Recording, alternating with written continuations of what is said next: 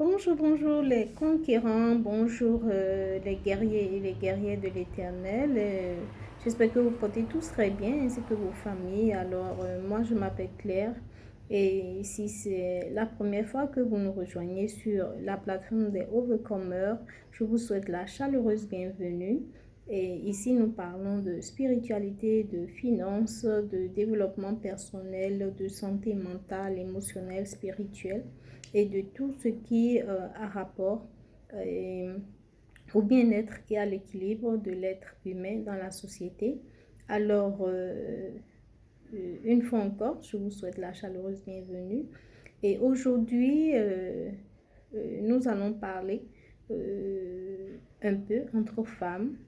Je viens aujourd'hui pour parler avec mes jeunes sœurs qui sont dans l'adolescence, qui sont entre, disons, 15 à 35 ans, ou plus. Je viens ici pour discuter avec vous parce que je rencontre beaucoup parmi vous, je discute pas beaucoup avec vous et beaucoup parmi vous, vous avez des cœurs brisés, vous avez des déceptions, vous avez des traumas de l'enfance, surtout celles qui ont vécu dans des maisons où le papa était pratiquement absent ou inexistant. Donc, je viens aujourd'hui pour vous donner un peu, lorsque vous voulez faire le choix de votre compagnon de vie, quelles sont les choses qu'il faut regarder, quelles sont les choses sur lesquelles il faut s'appesantir pour faire un bon choix. Parce que le choix du conjoint, le choix du partenaire de vie est très important. Et si vous faites un mauvais choix, alors là, votre vie est foutue. À moins que vous vous séparez de cette personne. Donc, le choix de votre partenaire de vie est très important parce qu'il vous permet d'évoluer ou de régresser. Donc, c'est très important de prendre le temps de bien analyser, de bien réfléchir, de prier par rapport à cela et avant de faire un choix.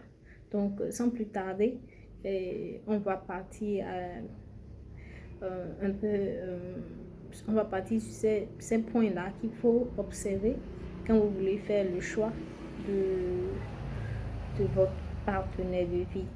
Alors, le premier choix, c'est pour choisir son compagnon de vie.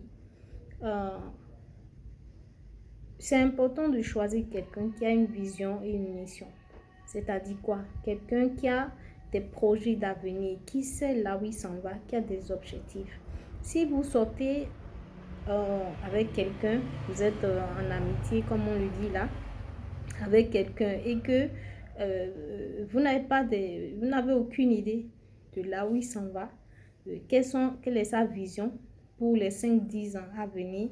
S'il n'a pas de projet, s'il n'a pas une vision claire et bien élaborée de là où il veut aller, parce que vous êtes là pour l'aider, vous êtes son aide. Il est le leader et vous êtes là pour l'aider. Alors, pour aider quelqu'un, il faut savoir là où on s'en va. Il faut avoir un objectif. Il faut savoir quel est le but qu'on veut atteindre. Donc, si vous avez quelqu'un qui ne sait pas là où il s'en va ou qui n'a aucune idée de ce qu'il veut faire de sa vie, ce n'est pas la peine de le suivre. Vaut mieux aller chercher vos propres objectifs et le laisser se retrouver. Et si vous êtes toujours prête à vous associer avec lui, quand il sera prêt, vous allez vous associer pour le faire. Mais ce n'est pas la peine de suivre quelqu'un qui ne sait pas là où il veut. C'est comme si vous rentrez dans une voiture et que c'est un aveugle qui conduit la voiture. Vous allez aller où? Vous allez tous tomber dans le gouffre parce qu'il ne voit pas. Il ne sait pas là où il va. Donc, c'est important d'avoir un homme qui sait là où il s'en va, qui a des projets d'avenir et qui vous inclut dans ces projets. Parce qu'il peut avoir des projets, vous ne faites pas partie de ces projets-là. Donc, Soyez vigilants, sachez là où vous allez et de vous-même soyez indépendant. Travaillez sur, vous devez avoir des objectifs personnels. Aussi bien qu'il a ses objectifs, vous devez avoir des objectifs personnels. Et maintenant, à deux, vous avez des objectifs de couple. Vous comprenez? Donc, chacun amène quelque chose à la table et on met ça ensemble pour amplifier cela. Mais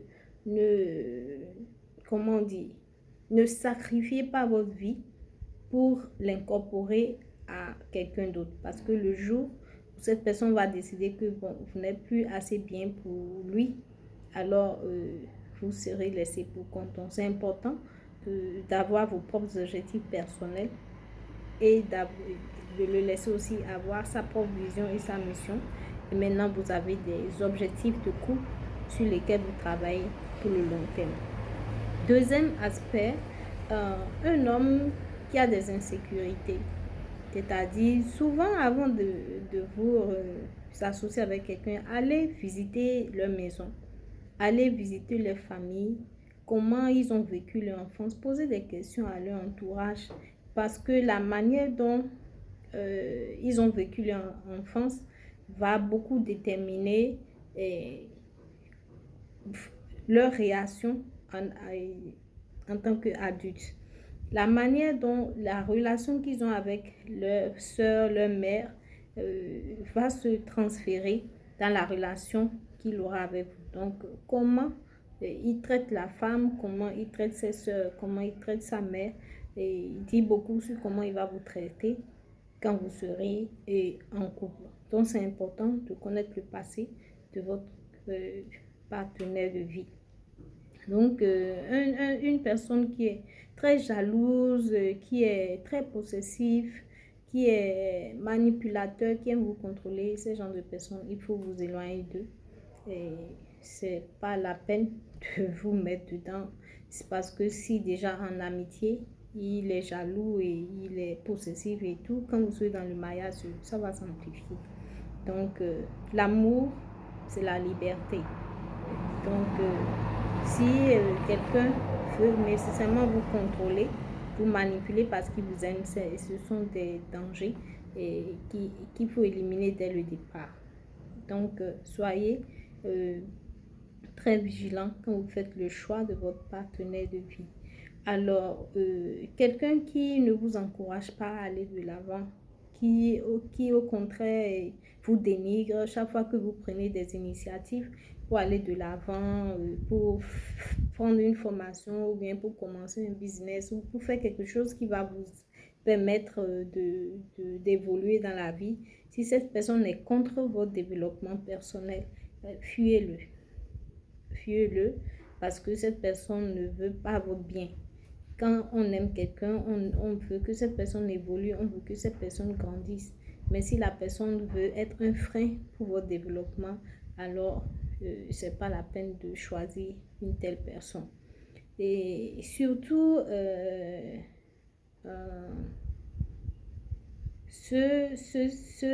quelqu'un qui n'est pas content quand vous avez de bonnes choses qui adviennent dans votre existence, quand vous avez des opportunités. Faites attention à ces gens parce qu'ils sont en compétition non déclarée avec vous. Vous voyez, et ils veulent que vous évoluez, mais ils ne veulent pas que vous les dépassiez. Donc, soyez vigilants. Quand vous êtes amoureuse là, n'oubliez pas de réfléchir à votre tête. Ne mettez pas tout votre cœur là-dedans, vous enlisez, c'est les émotions. Apprenez à maîtriser vos émotions et à réfléchir avec la tête. Et le dernier point, non pas le dernier point, l'un des points les plus importants pour moi, évitez les fils à maman, les fils à papa, c'est des dangers. Parce que quand vous allez rentrer dans une relation comme ça, vous n'aurez pas la paix parce qu'il y aura toujours l'implication d'une tierce personne dans votre couple. C'est-à-dire, un fils à papa ou un fils à maman n'est pas en mesure de prendre ses propres décisions. Il sera toujours influencé par sa famille, par ses amis, ou par une tierce personne. Et quand vous êtes en couple et qu'il y a à chaque fois l'interférence d'une troisième personne dans votre relation, alors là, vous êtes programmé pour un divorce. Donc, c'est important de les fils à maman, les fils à papa, c'est pas la peine. Laissez-les grandir, de se détacher de cette connexion. Quand on se marie, on dit l'homme quittera son père et sa mère et s'attachera à sa femme pour devenir un. Cela ne veut pas dire qu'on va jeter les parents ou bien on n'aura plus de contact avec les parents, mais il doit apprendre à voler de ses propres ailes. Il ne devrait plus laisser les parents influencer ses choix, surtout quand il s'agit de sa famille, parce que maintenant il est un leader. Il a la responsabilité de diriger sa famille, de veiller aux intérêts de sa femme et de ses enfants. Et s'il n'est pas en mesure de se lever pour lui-même, comment il pourra défendre son épouse et ses enfants au moment opportun? Donc, une personne comme ça n'est pas prête pour le mariage, il n'est pas prêt pour le mariage, tout simplement.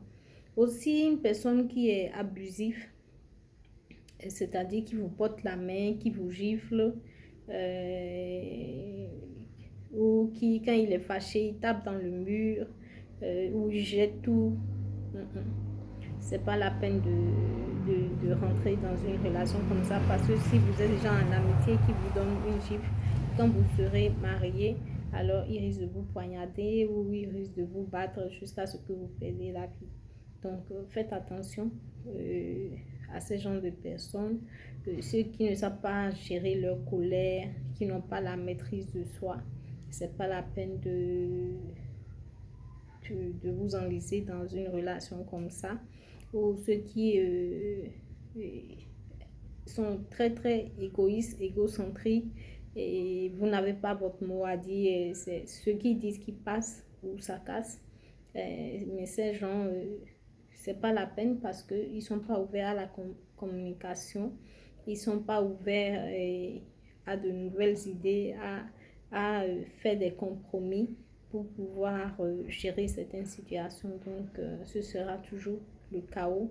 Soit vous serez dans une relation où vous serez malheureuse et vous subissez tout, ou si vous voulez faire passer votre mot, alors ce sera la bagarre à tout moment. Donc, faites attention à ces critères quand vous choisissez votre partenaire de vie, les filles. Un homme qui est pingre, qui a les moyens mais qui refuse d'investir sur vous, c'est pas la peine. C'est pas la peine de le suivre parce que s'il est déjà pingre dans l'amitié, avec le mariage, il y a des factures à payer, il y a des dépenses à faire. Et si la personne n'est pas généreuse et qui est dans le mariage, ce sera encore plus compliqué. Donc, observez ce genre de choses avant de choisir votre partenaire de vie. Vous voyez, quelqu'un qui déjà dans l'amitié vous trompe et que vous l'avez déjà surpris une ou deux fois, celui qui vous a trompé une fois vous trompera encore et encore. Donc, ne pensez pas que si vous le pardonnez dans l'amitié, quand il sera dans le mariage, il va arrêter. Non. Dans le mariage, ça va s'amplifier. Si le faisait en cachette, il peut commencer par le faire devant vous sans vergogne.